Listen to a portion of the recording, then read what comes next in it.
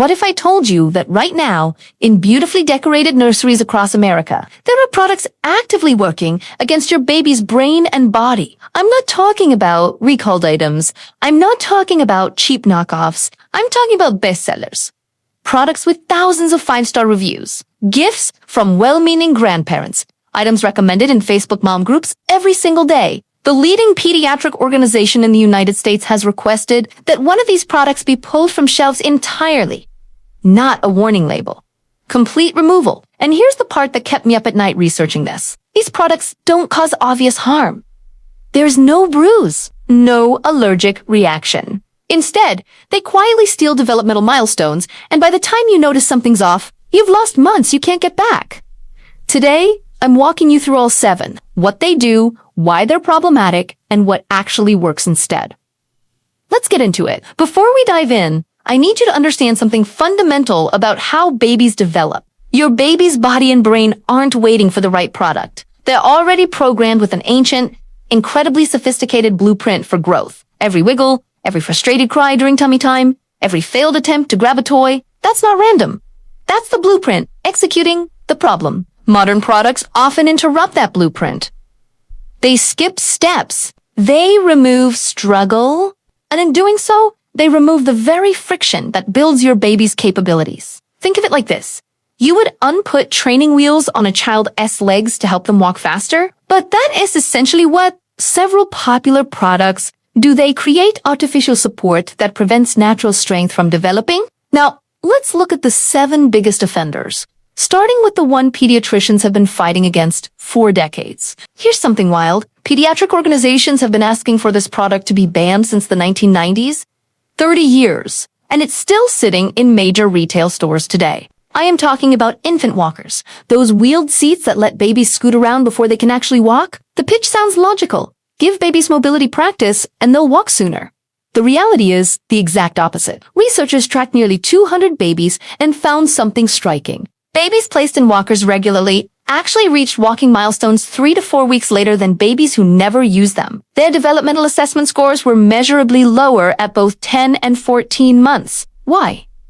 Because walkers teach the wrong movement entirely. In a walker, babies push off with their toes and glide. There's no balance challenge, no core engagement, no learning how to shift weight without toppling over. But when a baby learns to walk naturally, pulling up on furniture, taking wobbly steps, falling on their cushioned bottom and trying again, every single one of those failures is actually their nervous system building essential wiring. Their cerebellum learns to predict balance adjustments. Their leg muscles develop through resistance. Their brain maps spatial awareness in real time. Walkers bypass all of it. And I haven't even mentioned the injury statistics. Walkers give 8-month-olds the ability to move faster than their judgment can process.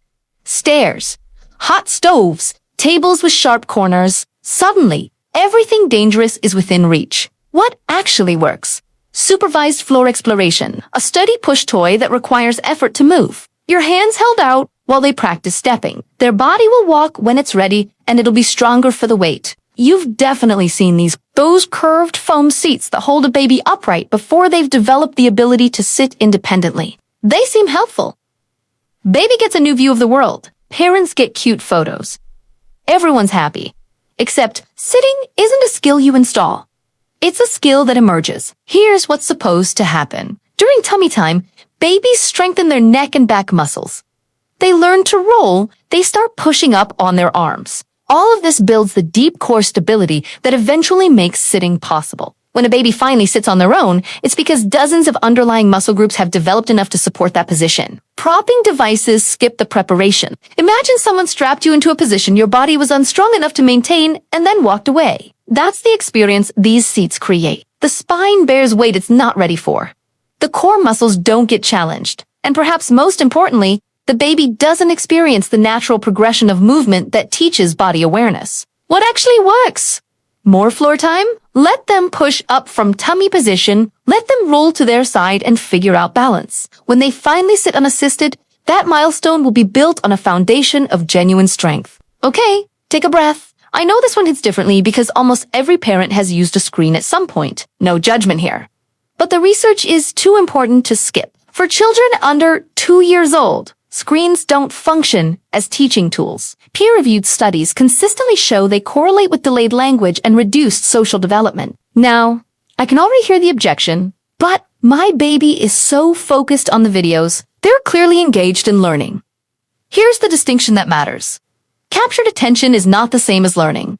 Your baby's eyes track the bright colors. Their attention locks onto rapid movement and flashing stimulation. But that's a reflexive response, not an educational one. Language acquisition in infants requires something screens fundamentally cannot provide.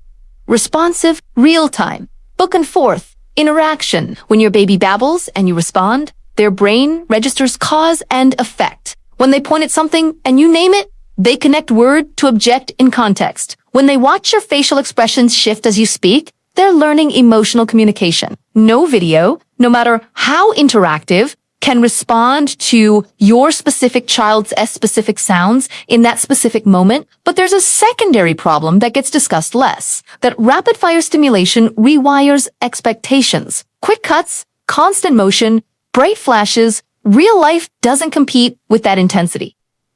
Actual human conversation is slower. Natural play is quieter, and babies can begin craving that artificial intensity, making it harder for them to engage with the patient. Responsive interactions their development actually requires. What actually works? When you need hands-free time and you will you're human, set up a safe play space with simple toys. Even if they fuss, they're learning to self-entertain and building attention span. Better yet, narrate your activities out loud. I'm chopping vegetables now. Can you hear that crunching sound? It feels awkward.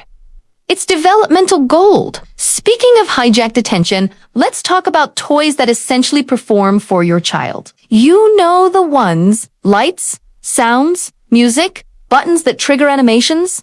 They are designed to be irresistible, and they are. But watch carefully what happens during play. With the high-stimulation toy, the product makes the noise. The product creates the action. The product drives the experience. Your child becomes an observer. Now watch a child with simple objects, blocks, a cardboard box, wooden spoons, and a pot. Suddenly, the child has to imagine. They create the narrative, they problem solve how pieces fit together. They decide what happens next. That second scenario is where executive function develops, where creativity is born, where genuine cognitive growth occurs. There's another angle here. Simple toys create calm. There's no competition for attention. Play becomes focused and intentional instead of reactive and scattered. I'm not suggesting you eliminate every battery-operated toy, but notice what your child chooses when given options. Many parents discover that the expensive electronic gadget sits untouched while their toddler spends an hour with the packaging it came in. That's not a failure of the toy. That's your child's brain seeking what it actually needs. I need to shift tone here because this category is the only one on my list that poses immediate physical danger. Infant sleep positioners. Cushioned nest-style pods. Those cozy-looking sleep surfaces that promise deeper rest and reduced reflux. I see these recommended in parenting groups constantly.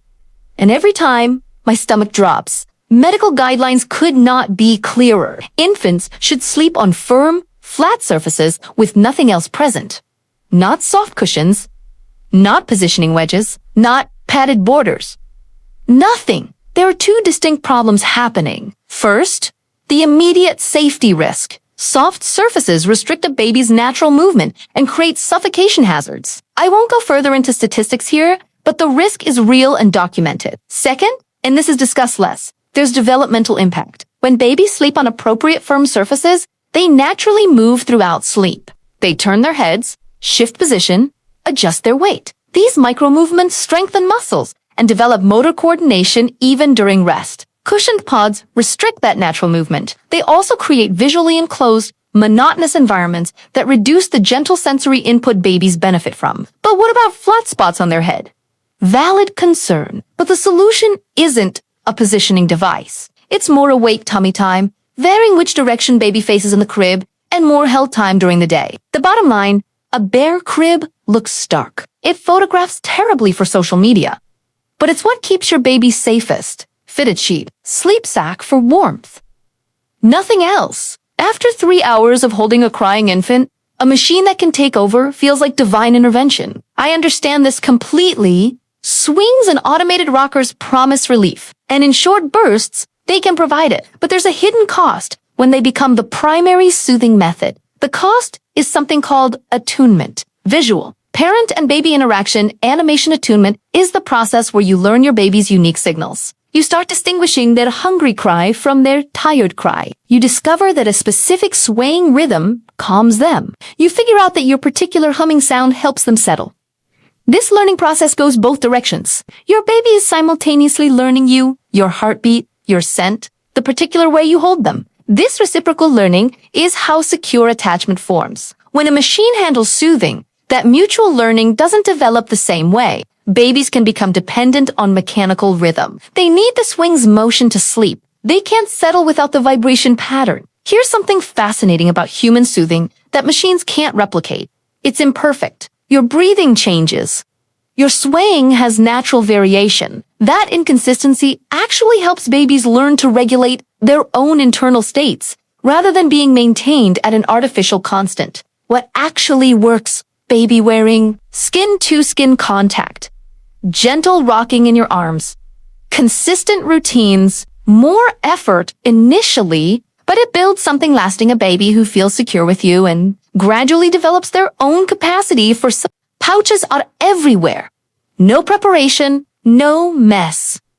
Perfectly portable. And for occasional use, traveling, emergencies, they're fine. The problem emerges when pouches become the default eating method. Here's what mealtime is supposed to teach your baby. Hand-eye coordination, picking up different textures, judging grip pressure, fine motor development, bringing food to mouth successfully. Oral muscle strengthening. Chewing prepares muscles needed for clear speech, sensory exploration. What does food feel like, smell like, sound like when squeezed? Cause and effect. What happens when I drop this, smash this? Independence and confidence.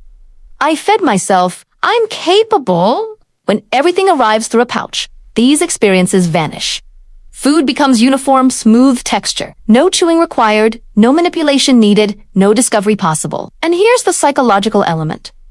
Self-feeding builds agency. Every successful bite a baby gets into their own mouth registers as accomplishment. Pouches maintain dependency. Even toddlers who could use utensils stay on pouches because it's easier. I know the mess feels overwhelming. I genuinely understand, but that mess isn't chaos. It's curriculum. Those smashed peas represent cause and effect learning. That banana in their hair is sensory exploration. The food they drop and pick back up is fine motor practice. What actually works? Start with graspable finger foods. Offer variety textures, temperatures, colors. Let them hold a spoon even before they can use it. Put a splat mat down. Dress them in sacrificial clothing. Embrace the mess. It's temporary. The skills they're building are permanent. Here's something that struck me while researching this. Every single product I've mentioned was invented within the last 40 to 70 years. Baby walkers emerged in the 1950s. Foam-sitting seats appeared in the early 2000s. Food pouches became mainstream in the last 15 years, which means countless generations of babies, including your parents, your grandparents, their parents developed perfectly well without any of these items. So why do we feel like we need them now? The infant product industry generates nearly $70 billion annually. They employ brilliant marketers whose job is to make you feel like you're missing something. Like your baby needs this. Like good parents by that. I want to be clear. These companies aren't evil. They genuinely believe they're helping. And the parents purchasing these items are doing their absolute best with the information they have. But here's what quietly delaying development actually means. There's no alert. No notification pops up saying core strength falling behind. You don't get a warning that language skills are lagging. It just happens. Slowly, invisibly, until suddenly you're at a pediatric checkup and there are questions you didn't expect. How many words is she saying? Can he feed himself yet? Is she walking steadily? And you're thinking, wait, I thought I was doing everything right. Here's the truth I want you to carry with you. Genuine development happens through simple things. Movement, connection, touch, exploration, time. It happens on the floor. In your arms, with basic toys that require imagination, through messy meals that teach independence, during ordinary moments that feel completely unremarkable while they're happening. You don't need trending products. You don't need the most expensive gear. You don't need to optimize every moment. What you need is to trust the process. To believe that your baby's body and brain already know what they need, to provide opportunities for natural development instead of trying to accelerate or shortcut it. Text on screen. One question. So here's what I want you to do. Don't panic. Don't throw everything away tonight. But sometime soon, maybe after your baby is asleep, walk through your home and ask yourself one question about each product you see. Is this doing something my baby should be learning to do themselves? That single question will change how you see everything. I'd love to hear from you. Drop a comment and tell me which product on this list surprised you most. Was it the walkers? The screens? The sleep positioners? And if this video shifted how you think about any of these items, please share it with one other parent who might need to hear it. Sometimes the most valuable thing we can do is help each other make more informed choices. Your presence with your baby, your patience, your willingness to let development unfold at its natural pace. That's more powerful than anything money can buy. I'll see you in the next one.